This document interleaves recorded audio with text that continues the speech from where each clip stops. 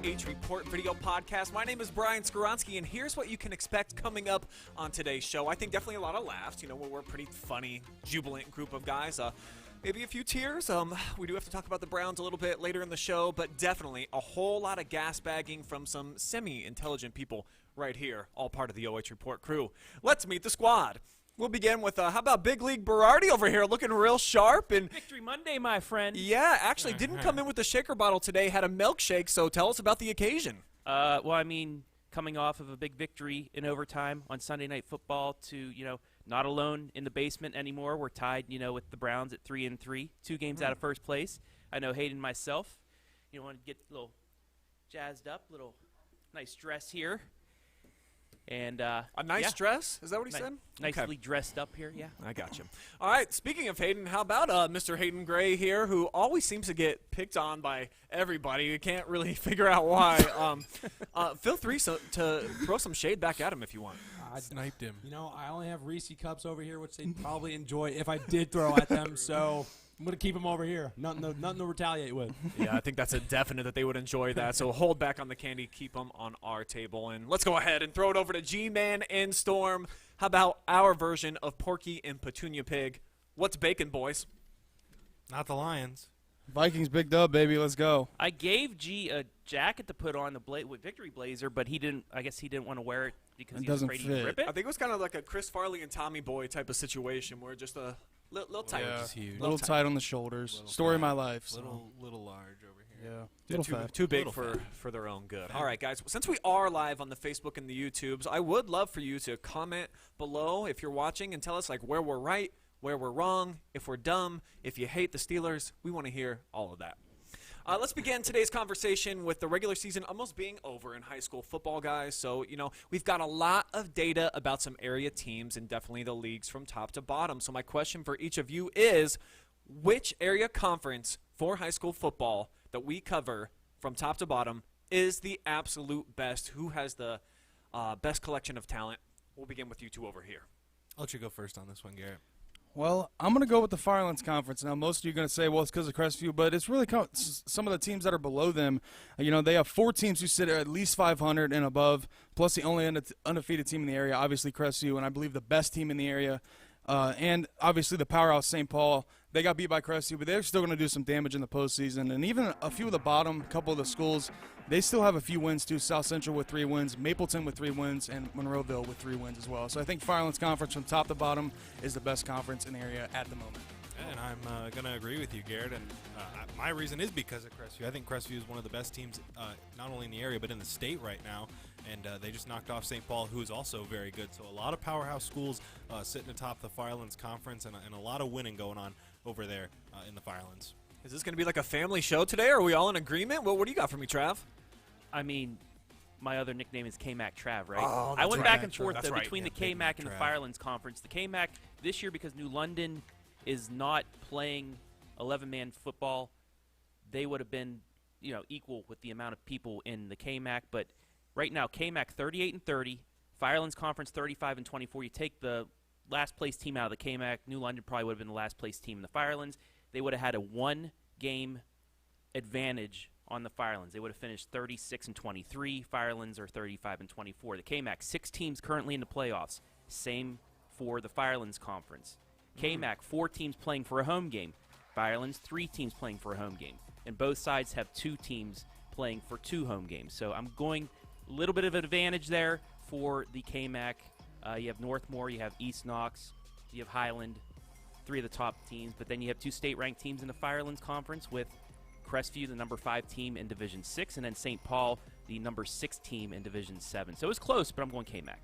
Yeah, let me go ahead and even the score with you too, K-Mac Trav, because I'm going to jump on that same bandwagon with you, and that's because every conference in our area, they got some warts, they have some bottom feeders, and for the K-Mac, the bottom teams, you would say Cardington, Lincoln, and Mount Gilead. But if you take those 2 teams out, I think the other 5, all on any given night, can beat each other, and we've seen that over the last several weeks. So I think that it's an uber competitive conference, but this is going to be my point why I do think that the K-Mac's a little bit better than the Firelands. I can foresee the future, and I think that 4 teams in this league are going to make it past the first round of the playoffs. So they're not just getting in, they are going to be a contender within their region. And those teams that I have, of course, are going to be East Knox, Highland, Northmore, and Centerburg. I think they have favorable matchups in round number 1.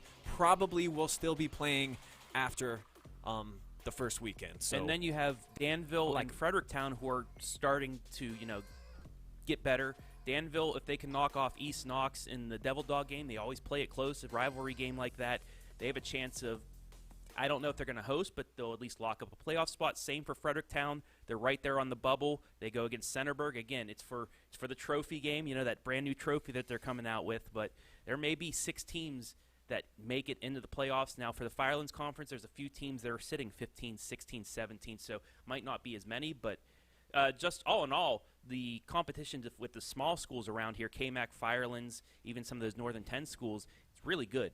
All right, so I'm in agreement with K-Mac Trav. We got the boys over here that are on the Firelands. Be our tiebreaker, Hayden. Where are we right, wrong, or what do you got for us? All right, well, just for the sake of variety, I'm going to toss a third one in the mix, even though I'm not even sold myself that they're the clear-cut best. But to give the MOAC a little bit of credit, I think in terms of quarterbacks, they might be the best conference, and that's because I look at Shelby, Clear Fork, and Marion Harding.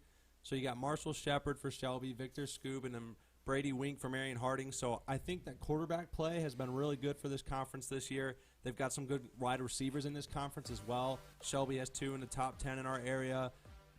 But I think that my concern about these teams is on their defensive side of the ball. And, you look at the teams that don't have above 500 records in the MOAC. Ontario, I know they're not where they want to be yet. They're very young. Galleon, with the exception of Hanif Donaldson, has not had the year they would like to. So if I have to help out in a tiebreaker, I would lean towards the KMAC. But I wanted to give a little bit of variety, show the MOAC some reasons as to why they could be looked at as one of the more competitive conferences.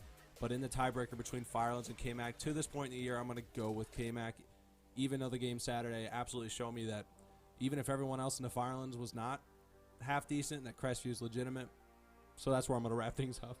All right, fair enough. I think my argument against the MOAC would be when we've seen the top teams play outside of the conference, it hasn't gone very well. I think Shelby's a great example of that. We just saw what happened to Galleon the other night when they had to play Lima Central Catholic. So, I don't know. The top teams don't have great-looking resumes outside of beating up on their own league. Well, on an Overreaction Monday, guys, I want to know, who do you think is actually overrated in their region? So think about a team that's over 500 right now, definitely going to get into the postseason, but you don't feel like is going to do any net damage when they actually get into tournament play. Hayden, we'll let you start this one off. All right, this is another answer, and this time I'm going to go with the team I haven't had the chance to see play in person, but I'm going to go with Highland, the Fighting Scots, simply because I haven't been super impressed, I guess you may say, with who they've been able to beat on their schedule. They're beating the teams that they need to, like Mount Gilead, Cardington, Lincoln. So they're beating those teams, but they've lost against East Knox, which was a very competitive game, I must say, but they went ahead and blew that one. They do have the best running back in the area in Dane Nauman, and that's something that's going to at least bring you some success. I'm just concerned about how they perform against the bigger teams that they're going to need to beat. So maybe a little bit of complacency or just not as much urgency as I'd like to see from them. On some of these clips, you just see they fall asleep a little bit on defense, and you can't underestimate anyone in the playoffs because with a bigger playoff, there's more teams. Teams with losing records are going to come in, and sometimes they simply have agendas where just to get the big dogs out. So Highland still, they kind of scare me in terms of I don't know if they'll be able to go as far, and they're kind of possibly overlooking teams. So I just think they have some improvements to make before playoffs start. K-Mac Trav, I mean, you know this region better than most. Do you agree? Is Highland highly suspect? Actually, I'm going with another team out of the Firelands Conference. I'm going with Western Reserve. Now, the Rough Riders, they're done with their schedule. They played 9 games. They will not play, right now, according to Joe Idle, they will not play a game this coming weekend. But, they started off strong. They fell in a close one to Crestview. They fell in a close one to St. Paul, 10-0.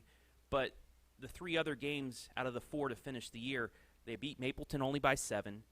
They beat Monroeville 21-20. Monroeville, the only team in the Firelands Conference right now that's not in the top 16 in their region. They're at 17th. And then they lost to South Central, who was at 2 wins at the time, 15-14. So they're kind of on the backside of the hill right now. You want to be peaking at this time. They're kind of, going the other way. So I don't know. Right now they're 8th. They don't have any more games, so they may drop out of the top 8. They might not host a home game. It just depends on bonus points and who wins behind them. But Western Reserve right now, I think they're going the wrong direction. All right, so the Rough Riders maybe not riding the way that they need to be. Storm, where do you weigh in on this great debate? I'm going to go with a team that I haven't personally been able to see yet, but Colonel Crawford. Whoa. The combined records of the teams they've beaten is 19-52. Ooh. They haven't beat a team with a 500 or let alone a winning record yet. And the only team they've lost to is 8-1 Cary, who's in their playoff bracket. So, I mean, it's a tough region out there. Teams like Cary, Crestview, and Archibald. I mean, it's going to be a tough race for them. And there are 3 undefeated teams in their bracket. So, I mean, Colonel Crawford's got their work cut out for them, and they really haven't had a test this season. And the only one that they had versus Cary, they dropped. So. To play devil's advocate just a little bit, you can only play the people on your schedule, and unfortunately for them, they've been good every week except for that tough battle against Cary. So you just feel like the fact that they haven't played a good team is going to cost them when they have to in the tournament? Yeah, I think it's really going to cost them. It's just that experience. I mean, you get used to beating up on teams, and you're not expecting a team to come out and actually compete with you, and that's kind of when you get flattened. And I think it's really going to hurt them this postseason. I think one thing that the Eagles can maybe rely on, though, is the fact that they got to a regional championship last year. So they have some kids that have some big-time game experience, just obviously, like the number suggests, haven't been able to get a clean look right now in the regular season outside of those Blue Devils. G-Man, what's your thoughts? I'm going to go with the team from the MOAC that really has been flying on everybody's radar here at the end of the season, but I'm going to go Clear Fork. Ooh. Unless they go and upset the Whippets, then I think it's a different story. But right now, they really have struggled against teams that they should be able to handle pretty easily, like top dog Shelby has. They fell to Marion Harding in a nail-biter, and Marion Harding had to come back in that one. And then Pleasant, they had to come back and beat Pleasant 28-19. So I think Clear Fork, they're trending downwards right now. They started off in the middle of the season, you know, they started to get some of that fire underneath them, but then here in the past few weeks, they've struggled. And going up against Shelby, especially at Shelby's place, it's going to be tough. They sit 10th right now in Region 14. You know what? I can actually envision a scenario where 0 teams in the MOAC actually win a playoff game unless Clear Fork and Shelby play each other in the first round. There's a possibility that they play on Friday, then they have to play again next week. Is that something that you also can maybe see?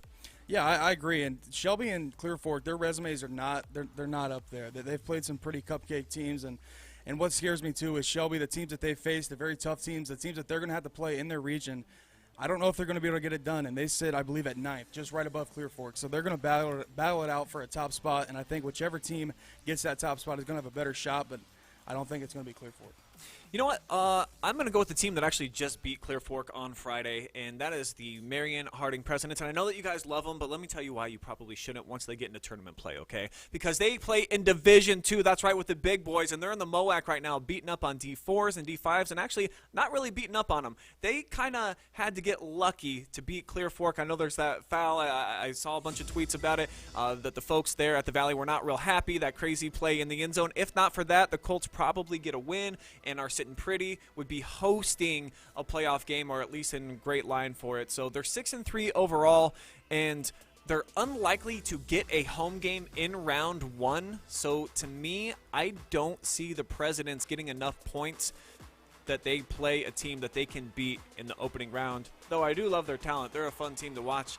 Just not in Division II, man. That's big boy football out there. There's a lot of rough teams in their region waiting around.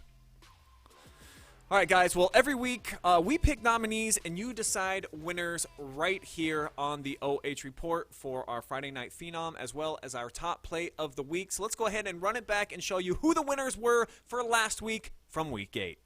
Every single week, we come up with nominees for the top play of the week, as well as the best individual performance, and then we leave it up to you to decide. So after all the votes came in, let's go ahead and break it down for you. Here's your Friday Night Phenom from Week 8.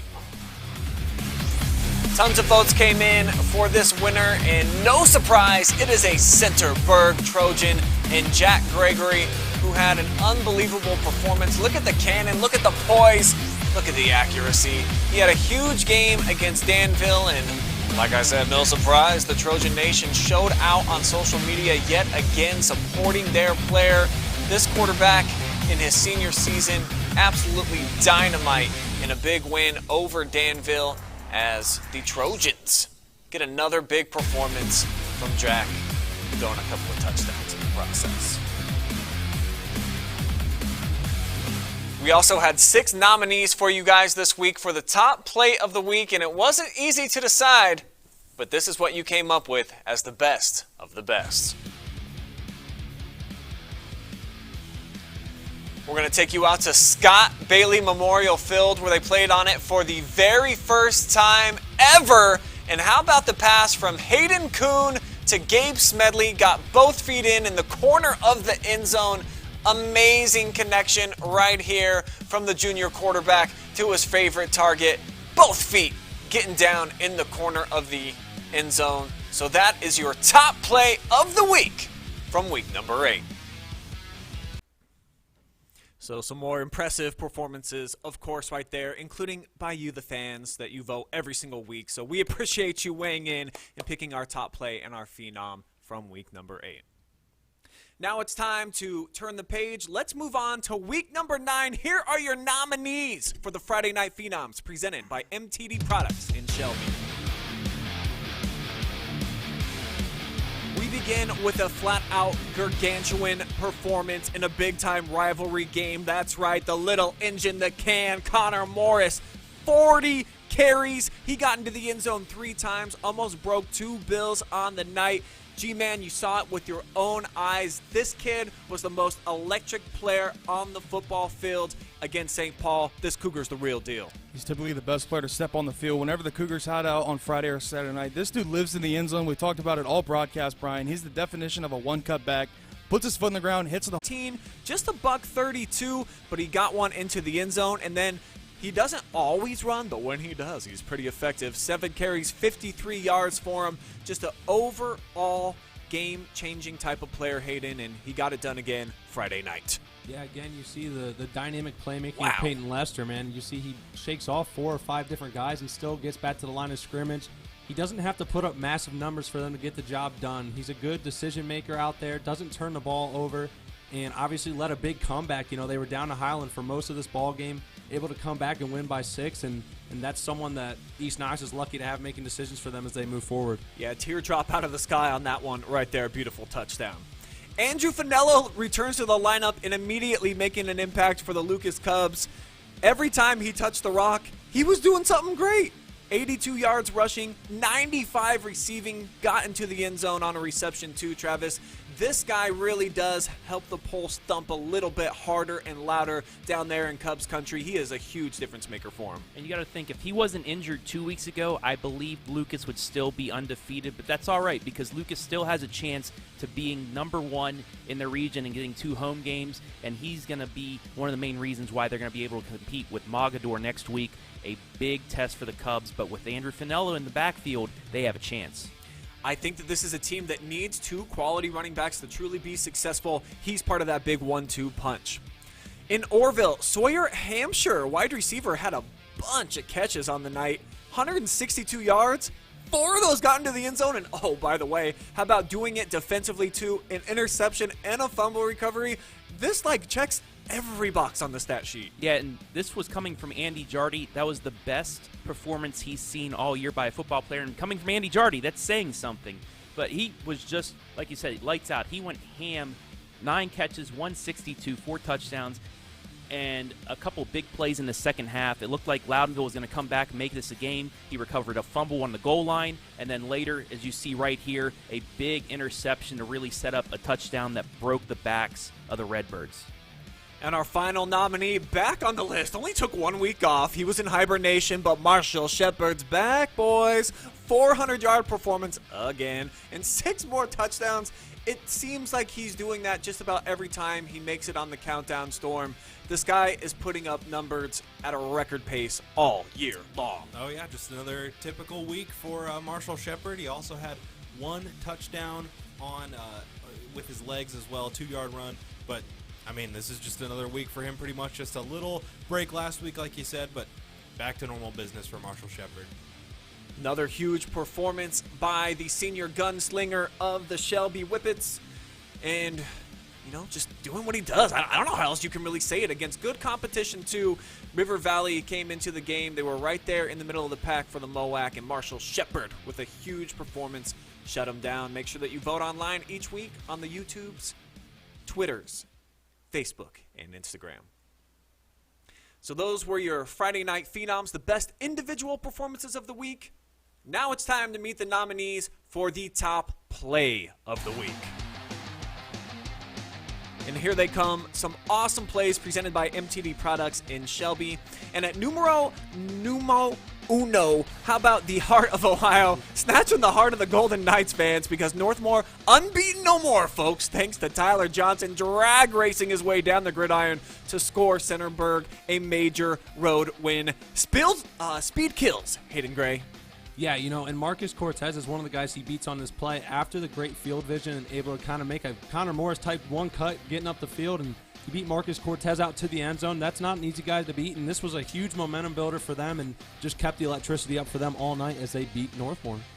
At play 2, how about Connor Morris? And you're going to note here he's going to start in a three-point stance, and then he's going to get up and do his dance all over St. Paul, leaving laundry and egos just pillaged along the way. This run broke things open for Crestview, who rode Morris to a long-awaited win over their rivals. That play was awesome. Makes the defender look silly, like he's skating on ice, Brian. Puts his foot in the ground, turns on the afterburners, but is not able to outrun the defense. But he did it all night long. There was a couple runs like this, but this one is going to get the top play nominee. Cougars are now 9-0. Well, guys, they teach quarterbacks to throw the ball where only their man can get it, but this is kind of like tossing a cork into a bottle. Precision passing at its finest from Lester to Steinmetz for a beautiful score. How many times have we seen this year from Peyton Lester? We saw him at Northmore drop one in the double coverage right in the corner of the end zone. We've seen him do it here. He does it almost every week. Well, in the game of football, it's not always recommended to attack double coverage, but hey, when you've got Harding's Wesley Stokes, sometimes two men just ain't enough. Brady Winks sends a cannon right over the top of the defense, and Wesley Stokes, showing off the grown man strength, mosses two defenders and sends them to the turf. These two guys have been a dynamic duo really all season long. Just wow, G-Man, I think is the best way that you can put it. President scored a huge win, 23-21 at Clear Fork. Next up is going to be the Galloping Ghost, a.k.a. Corbin Toms, who you're going to see, he's going to make like a reindeer on Christmas, folks, dashing all the way into the end zone storm. And I just love here the last couple of plays. It just like, what? Keeps his footing and into the zone. Yeah, turn off the afterburners right there. 70 yards. I mean, he can outrun a bunch of players like that. I'm not even sure I could walk that far, let alone run. So big yards there from Corbin Toms, and the Lucas Cubs are rolling. I love how Storm's always just comparing his athletic ability to these guys on our Phenoms and top plays. Good stuff right there. 70 yards into the end zone for the Cubs, who would knock off Fort Loramie 31-8. Total team performance, but that was the best play we saw. Well, Orville, they cooked up some Redbird stew on Friday. Here's Tyler Schroeder feasting Sawyer, Hampshire, getting on his circus act down the sideline. Look at it as he tight ropes all the way for about 10 yards and into the zone. Yeah, you just look at him. It looks like, okay, he's going to get a good gain. He's going to get the first down. But wait, he's still in bounds? How is he still in bounds all the way to the end zone? Just what, one broken tackle here, down the sideline, two broken tackles here, and then he turns on the afterburners. Tutty, 4 of them for him on the night. Redbirds win big, 41-14 at Loudonville. And folks, not all takeaways are created equal, because when they happen in the red zone, they sting just a little bit more. And here's Andre Hill taking food off the table from River Valley, and he's even got Vikings falling all over themselves as he races the other way, Storm. He embarrasses them. Yeah, River Valley was driving on this possession too, and Andre Hill with a big defensive stand saying, not today, not going to score on me, gets the interception, and has a pretty healthy return as well. The Whippets would go on to take the dub thanks to big plays like this, 47-20 over River Valley. Well, folks, those are your nominees. Comment your vote to decide this week's winner below.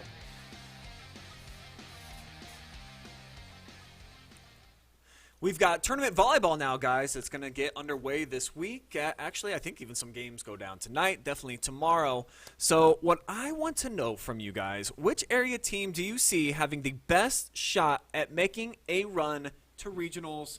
G-Man, we'll let you lead off this conversation. Well, my favorite to make a regional is going to go with Loudonville. I haven't seen a lot of volleyball this year, but when I do, they're usually the team I get to see, and they've stuck out to me. They beat Lucas at one of the games I was at, and the Lady Redbirds sit 19-3 overall, undefeated in the MVC, and the Birds are #1 in their district in Division 4, and they would be my choice to run the table if I had to pick a team because they're so dominant, and when they get down, they collect themselves and they rebound. They're a very adversity group team. I expect them to run the table this year in their district. Interesting. I believe they actually lost their last game of the regular season. Could be wrong, but might be heading into tournament play, having to pick up the pieces a little bit. Where do you land on this one, Storm? I'm going to sound a little bit like Travis, but I'm going to go with Northmore Volleyball. Now joining the bandwagon. Okay. They got a really good record coming out of the regular season, and they've knocked off some really good teams like Lucas and like Fredericktown. And I think the biggest impact is that they have some really good seniors on that squad that are going to lead them to some huge, I think, tournament wins. Northmore has been solid all season long. Travis, you've been over there at the castle taking them all in. You feel like they got what it takes to win their district? I do. They are a top 4 district seeded team. They have 5 losses on the season, 2 of them coming to Fredericktown and Cardington the first time they played both of them, both state ranked. They beat them on the second time they played each other. They have a loss to Division I Big Walnut 3-1, Division II Lexington 3-1, and then a good Colonel Crawford squad in 5 sets. But that Big Walnut squad, all of their losses, they've still won a set. They were not swept at all this season. They have the ability to go through an easy sectional. Both of them will be at the Castle. Then they're going to Worthington Christian to take on a couple squads that I think they can beat. And this might be the year they finally make it to a regional. This will be, I think, their 6th sectional championship in a row. But I think they're finally going to get past that district mark and into regionals. Hayden, you just got a chance to see the Golden Knights on Saturday. Do you think they have the Midas touch? Are they going to get through the district? Yeah, I do 100%. Northmore Volleyball is a team I've been fortunate enough to see on many occasions, I think 6 or 7 times this year. I saw them this Saturday and Tuesday. As we've talked about it, 16-5 and 10-2 in the KMAC. I think that they've beaten everyone that they need to, and they have gotten experience from the people they haven't been able to beat thus far this year. And one of my biggest observations is when they play focused, I think they're more than capable of beating anyone. Lexington, I think if they would have been slightly more locked in, I think that was a bit of a fluke game, honestly. I think they could have beat Lexington. I was at that one. I think that Josh Lehman has them really well coached. Reagan Swihart, number 27, is a big player for them. Gotten a lot of aces on Saturday, and she has a big presence. Maggie Tuttle is someone that's really good at the front of the net. She gets a lot of blocks. And, I mean, Saturday, their first set, given they were playing Crestview, who is not as quality as an opponent that they're used to, they were up 21-1 and won the set 25-5.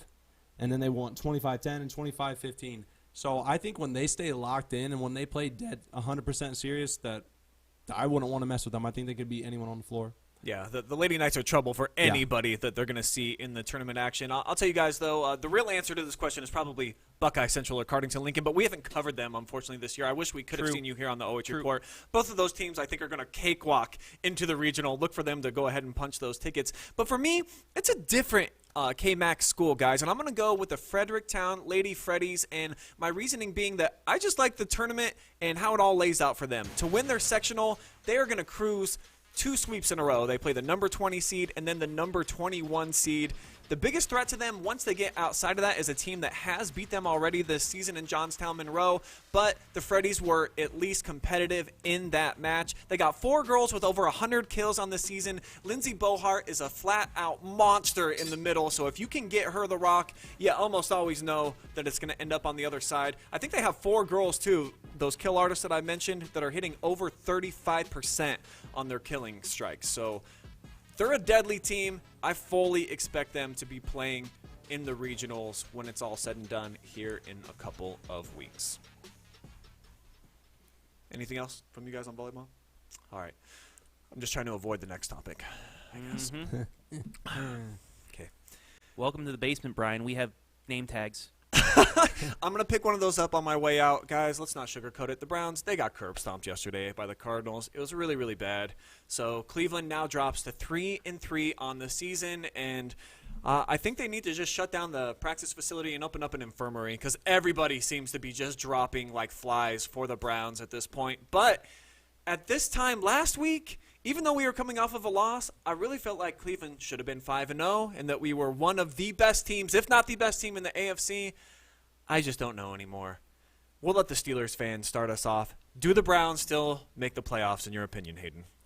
Well, of course, every word that comes out of my mouth, people aren't going to like because I'm a Steelers fan. So ignore I'm not wearing this jersey. I'm just going to talk genuinely as a football fan. And I said, I think if they stay healthy, they can be. One thing that we have been able to both feel the same on this year is the Browns and Steelers have had their fair share of injuries, so we know what that pain feels like. But I think it depends on if they stay healthy, because until Baker got hurt yesterday, and people are going to dislike me for this, I'm not big on Baker Mayfield being as good as people think he is. I think that Nick Chubb, Kareem Hunt, Myles Garrett, Odell, Jarvis, the list goes on, make him look a lot better than he is. But anyway, I think they're definitely still a playoff team if they can stay healthy. And the AFC is a little bit down. Like, the Chiefs don't look like the Chiefs this year. They competed well yesterday, even despite the injuries. The Cardinals are a tough team, so tough loss. But I think if they stay healthy, they should be all right. So we'll see. But good win for the Steelers last night. Keep piling it on, Pittsburgh fans. Go ahead, Travis. Put us another layer on there. Why do we suck? Well, first, something I think we can all agree on is the NFL getting soft. I mean, some of these penalties by the refs throughout the NFL. We saw that roughing the passer penalty where you played patty cake with Kyler Murray and he didn't even go to the ground. Tell me about it. There's a couple calls in the Steeler game. There's calls throughout the NFL, and I think it's really hindering what we can do. And with the Browns defense that likes to pound the quarterback, they're not able to because they don't want to get flagged. But I digress. Come on, refs, just stop it. Stop throwing the flags. It's terrible. It makes it look soft, and people are going to soccer instead of football now because at least you can hit there. Anyway, I think this is going to come down to week 17 and 18. Yeah. Browns, Bengals, Steelers, Ravens. Yes, Adam, sorry. I know I was off target there for a second, but they all four play each other in the final 2 weeks. I think it's going to be a play-in. I think the Ravens use their voodoo magic a little bit early, pulling out a couple wins that get a 2-game lead on the Browns and the Steelers. The Bengals, they're getting by, but we both still have to play them another game. You guys get them twice. I think it's going to come down to when the conference opponents play each other in weeks 17 and 18. I think all four will have a chance at the playoffs, but one of those teams aren't going to make it. You can't. So it'll come down to that. It's going to come down to officiating, getting their act together, and then the last couple of games. Gentlemen, do you agree? Are the Browns going to get close to making the postseason? I think they'll make the postseason, but it all lies on the shoulders of a guy named Baker Mayfield. I mean, it's just so hard when you put the Browns in an obvious passing down. Baker Mayfield just looks like he forgot how to play football. And it's frustrating to watch because I know Baker's a better quarterback than that, but man, just watching back some of the film when it's like a 3rd and long or a 2nd and long, when the defense knows a pass is coming and they can't rely on their good running backs, it's just a train wreck to watch. But I do have some good news. You guys play the Lions, so you'll at least have 4 wins on the season. Bare minimum, we're getting to 4 wins, so I do actually feel a little bit better now that I just heard that. G? Yeah, I'm going the Browns definitely going to make the playoffs, and here's why. I'm going to piggyback off what Storm said. You guys played Denver, Pittsburgh, Cincy, New England, Detroit. Only team above 500 is Cincy. And I really think the hunch with this offense is Odell Beckham Jr. And here's why. They got guys behind him, Rashard Higgins and DPJ, who I believe are better fits in that kind of offense, a run-heavy offense that don't demand the ball. I feel like when Baker drops back, he always has to look for Odell to try to make him happy. And so far, it hasn't worked. And I've tried to let it work for a couple years now, but the dude's made of glass. I feel like every time he gets hit, he's hobbling off to the sidelines, like Dalvin Cook. Every time he touches the ball, he makes a big play, but then he hobbles off for a next series. I think if they take Odell out of the offense, maybe pick up another, scat back maybe since Kareem's going down, maybe a 1st-round pick or something, it'll help this offense. I've seen every time Odell goes off the field, the Browns offense seems to do a little bit better. They did last year too, so I think Odell needs to get lost, and I think you guys are going to be fine. You guys got a couple of bad teams coming up. You guys should be able to get healthy too and pick up big wins even without some big players. I love how he included Pittsburgh in that list of bad teams on his list. And awful. Big Ben looks like he needs a walker when he plays. I don't pray for a lot, but when I do, and my family will tell you that this is true, I pray for the Browns' safety and that we can all keep it together, and that's not happening right now. What I do take therapy in, even though I'm in a bad, mental, fragile place right now with this team, is that it's a long season. We got an extra regular season game this year. We're going the full 18, and that maybe somewhere down the line we can get some of these guys back, because in the NFL you just never know. Like what happened to the Browns yesterday could happen to another team in our division. We could see some other top caliber teams get really, really injured like the Browns are. We're a deep squad. I think that we're going to do better moving forward, but man, yesterday it just got me feeling all sorts of not great on the inside.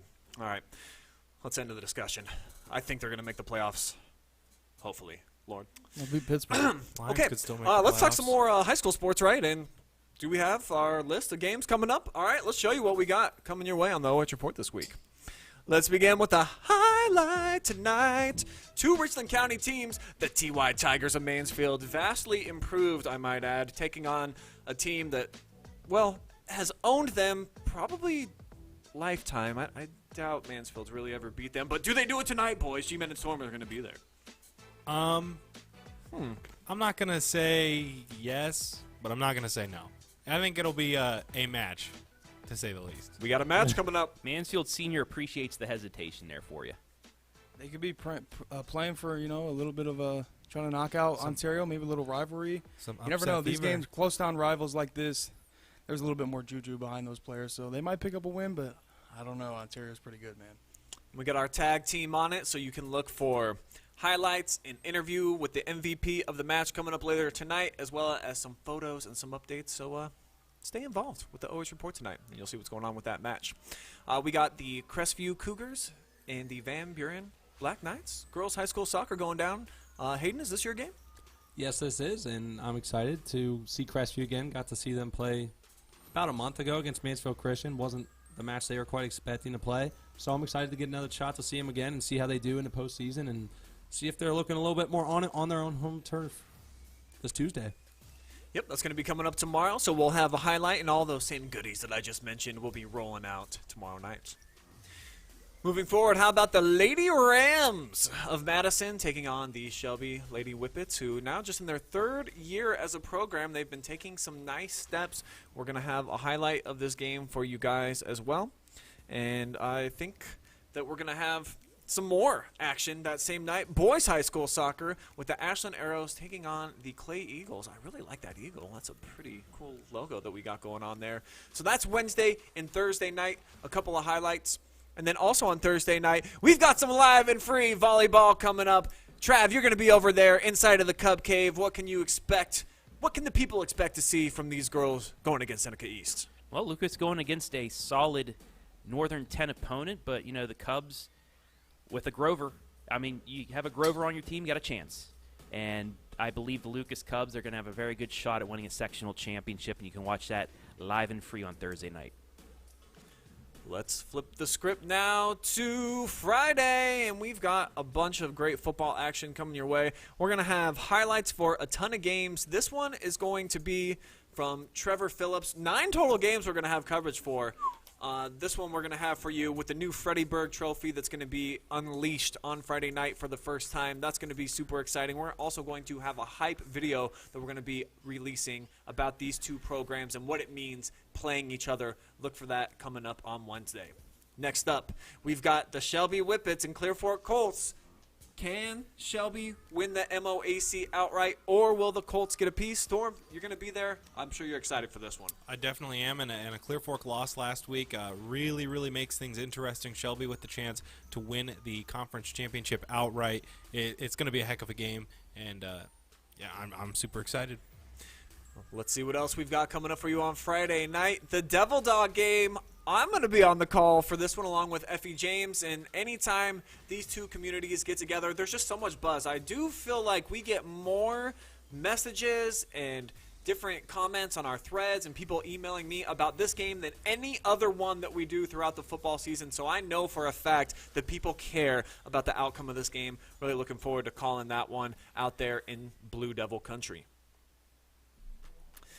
We're also going to have the Pleasant Spartans taking on the Galleon Tigers. Things have not looked great for Coach Dick and his team here of late. Do you feel like they're going to close out the regular season with a big win and maybe try to get into the postseason, G?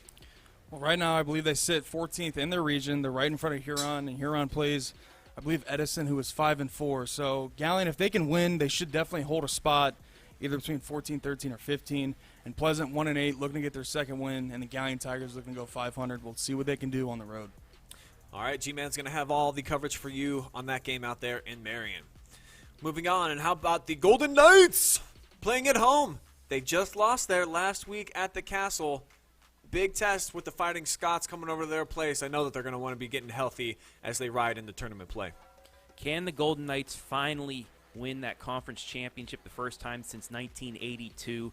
Highland took it away from them 3 years ago. East Knox took it away from them 2 years ago, and then last year they had a down year. But can the Golden Knights finally get off the schneid and become KMAC champions and knock off Highland in their final KMAC game ever before moving to the MOAC? Wow, almost 40 years since they last won a championship. I did not know that the drought had been that long. 39 years. Ooh. All right, we got some more? I think we do.